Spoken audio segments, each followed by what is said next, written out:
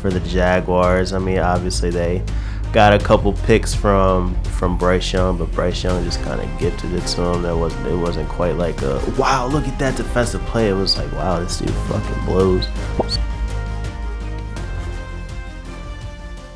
Jags at Cincinnati, -3.5 for the Bengals. You have the Jags, Trevor Lawrence. They went out and they beat Bryce Young and the Carolina Panthers 26-10. And the other side, Joe Burrow and the Bengals struggled, like we just talked about, in beating the Browns 17-16. But they did get a Week 1 win, a rarity for them. I think that might be the first time they ever did it. In the Burrow era? Yeah, I believe so. Maybe one other one, but they are historically bad in those situations. And we honestly thought they were going to lose that game. So, Tony, who you got? Jags, Bengals.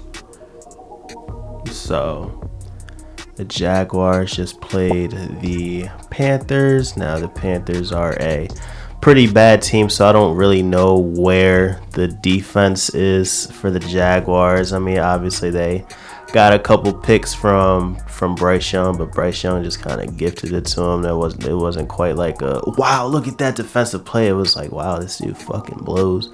So, when you look at it that way, I don't think Joe Burrow's going to give them that same love. And do I think Trevor's going to capitalize against the Bengals defense? Now, ETN had a really good game. 150 yards. Last game. And if he's able to keep that up, then that'll be able to keep the Jaguars within the game. But I'm going to ultimately wind up going with, I just don't know how good the Jaguars defense is, and if both defenses are bad, I'm gonna go with the better offense, which is the Bengals.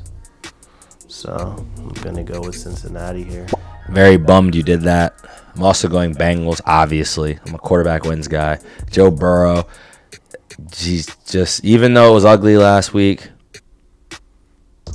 he won the game, and now he's playing a dude who I think is a kind of a goofy guy, and Trevor Lawrence.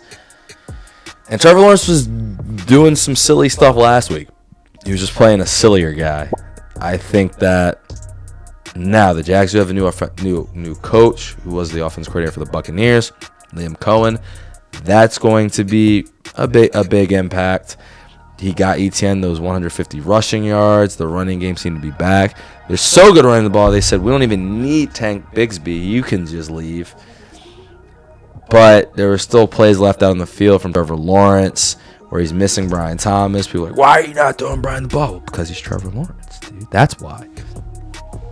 I was throwing it to him last year. So. That was Mac Jones a lot. I ultimately think that Burrow, Chase, I think that what happened to them last week, to Myles Garrett, I don't think the Jags quite have a force like that, or a team that plays them, has played them twice a year. So I think Jamar Chase fantasy owners, you're up big. T. Higgins fantasy owners, you might be up a little bit. Chase Brown fantasy owners, I told you don't trust him. But he might get you something. And I think this is a week where you kind of see it, maybe not all the way come back, but I think enough to beat the Jags by over 3.5. And if it's close late, again, we don't think the Bengals forced those interceptions, but they did get 2 of them. And if it's close late, Trev will just give you one, man. He will. He'll give you, it could be early or late, actually. I shouldn't just say late. That implies that he's a choker. He's not a choker. He's just bad. So he can throw you an interception at any point in the game. The Bengals at least prove that they can catch the football on defense. So I got the Bengals 3.5. Take the points.